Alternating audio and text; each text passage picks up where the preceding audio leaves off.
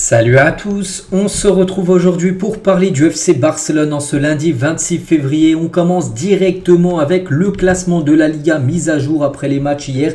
Et surtout, le Real Madrid s'est imposé 1-0 contre l'équipe de Séville. Du coup, le Real reprend 8 points d'avance sur le Barça. A noter que Gérone, actuellement 3ème, joue aujourd'hui contre Bilbao, futur adversaire du Barça en Liga. Donc voilà, en gros si Gérone s'impose ce soir contre Bilbao, le Barça retournera à sa 3ème position. Pour l'instant le Barça est bien 2ème de la Liga à 8 points du Real Madrid.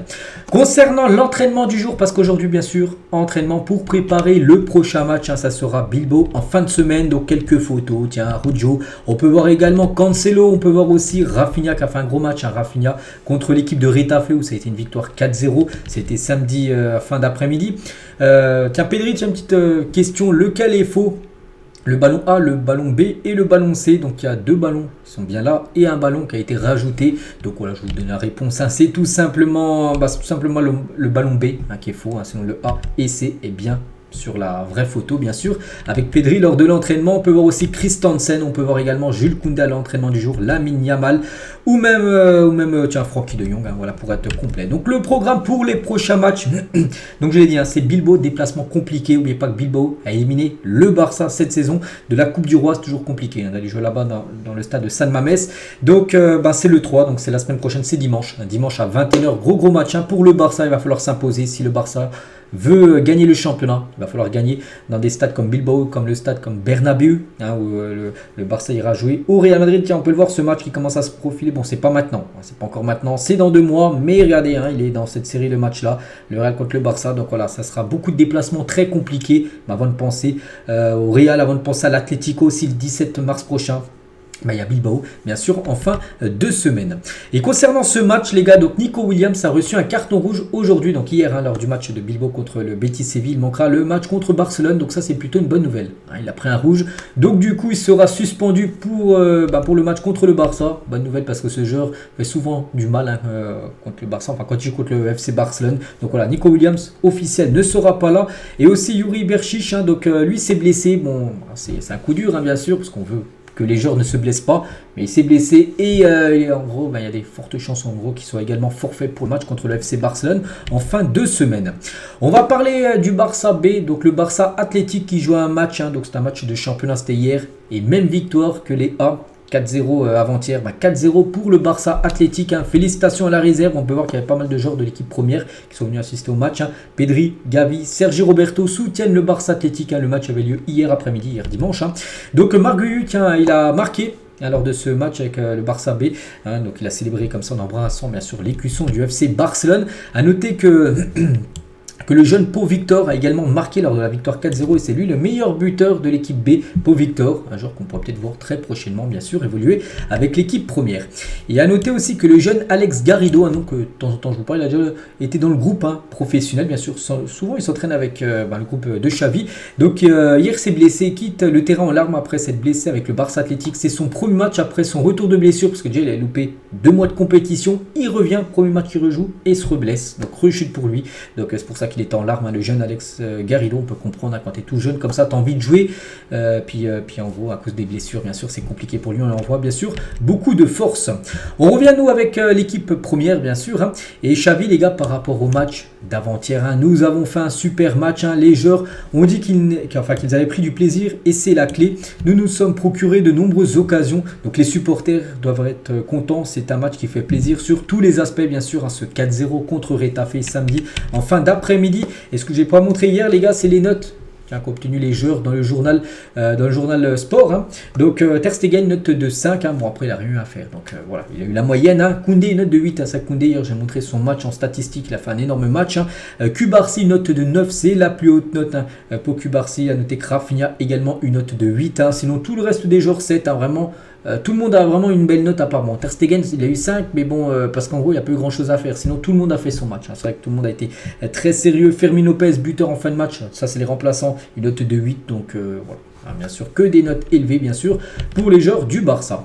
Et le Barça a pris quand même 13 points sur 15 possibles en Liga depuis que Xavi a annoncé sa démission à la fin de saison. Il y a eu seulement un coup où le Barça a été accroché lors d'un match nul, sinon que des victoires, 0 défaite depuis ce match contre Villarreal. On se souvient cette défaite 5-3 qui avait été terrible, hein, où Xavi avait dit en fin de match, voilà, j'arrête en fin de saison. Depuis, c'est 13 points pris sur les 15 possibles. Donc voilà, ça se passe très très bien depuis que Xavi a annoncé son départ en fin de saison.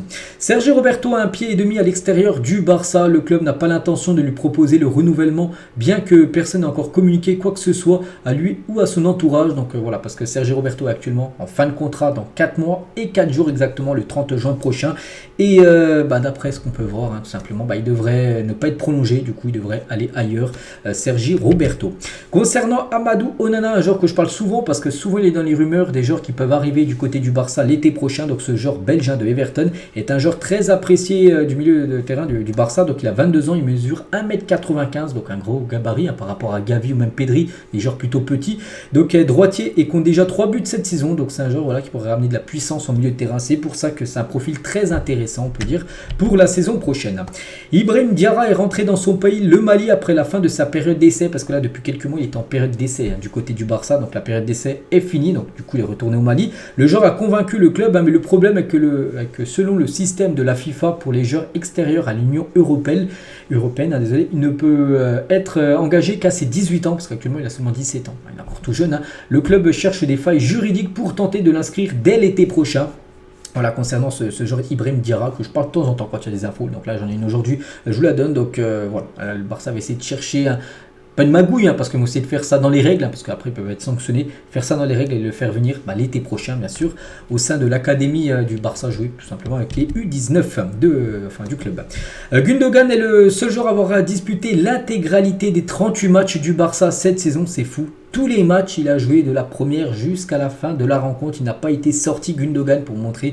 Déjà, c'est le joueur qui a le plus joué. Regardez, le plus grand nombre de minutes cette saison. Donc Gundogan, 3018 minutes exactement. Koundé, 2810. Et Lewandowski, 2721 minutes. Donc c'est les 3 joueurs qui ont joué le plus. Même Ter Stegen, il n'a pas joué. Après, Ter Stegen a loupé 2 mois. Donc, parce que souvent, les gardiens, ceux qui jouent le plus.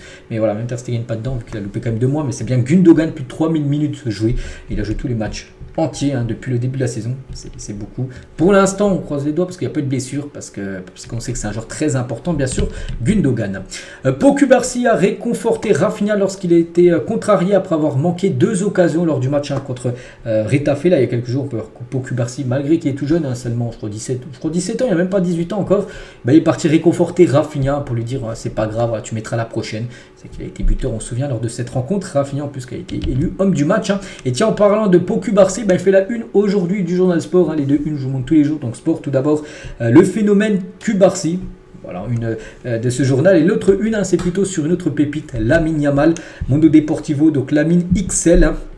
Et concernant Lamine Yamal, on a appris tout simplement aujourd'hui que c'est officiel, Adidas annonce la signature de Lamine Yamal. On savait qu'il est en négociation avec Adidas, donc ça y est, c'est signé officiellement, c'est surtout annoncé publiquement. Donc Lamine Yamal, il a dit: je suis très fier de rejoindre Adidas, cela a toujours été la marque que portent les meilleurs joueurs. Léo Messi était mon idole quand j'étais jeune et il porte des chaussures Adidas depuis que j'ai commencé à regarder le football. Je suis très enthousiaste pour les années à venir. Donc gros contrat financièrement, donc voilà, c'est le jackpot. Voilà pour Lamine Yamal. Je ne sais pas la durée de son contrat, combien d'années il a signé pas avec Adidas, mais voilà, il passe avec Adidas. Et plus tard dans la journée, Adidas installera une toile géante annonçant Lamine Yamal à Barcelone.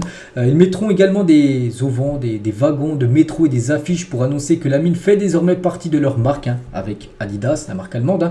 Et ils utiliseront une image de lui avec l'équipe nationale espagnole. Voilà, un peu partout. Ce sera mis peut-être dans les magazines, j'en sais rien, dans les wagons de métro, il y aura des affiches de Lamine Yamal avec le maillot espagnol, enfin de l'Espagne, parce que pas du Barça, parce que c'est Nike, bien sûr, Nike et Adidas, c'est les deux grands rivaux. Et comme il est encore mineur, Lamine Yamal ne pouvait légalement signer qu'un contrat de 3 ans. Cependant, le Barça et son agent Jorge Mendes sont convenus d'un renouvellement. Donc là, c'est rien à voir avec Adidas, mais plutôt son contrat du côté du Barça.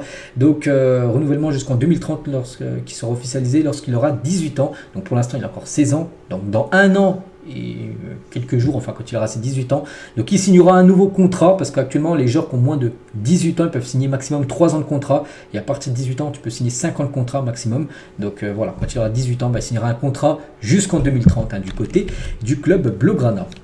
Et toujours avec Lamine Yamal. Donc depuis le début de la saison, Lamine Yamal suit un programme de musculation spécialement conçu pour lui. Il lui a fait gagner 7 kilos de masse musculaire et a baissé son pourcentage de graisse corporelle. Donc ouais, il a pris pas mal de masse parce que c'est vrai que si on regarde les photos de lui il y a encore 1 ou 2 ans, il était tout fin. Maintenant on a l'impression, bon il est encore fin mais il a pris quand même de la masse musculaire, 7 kilos.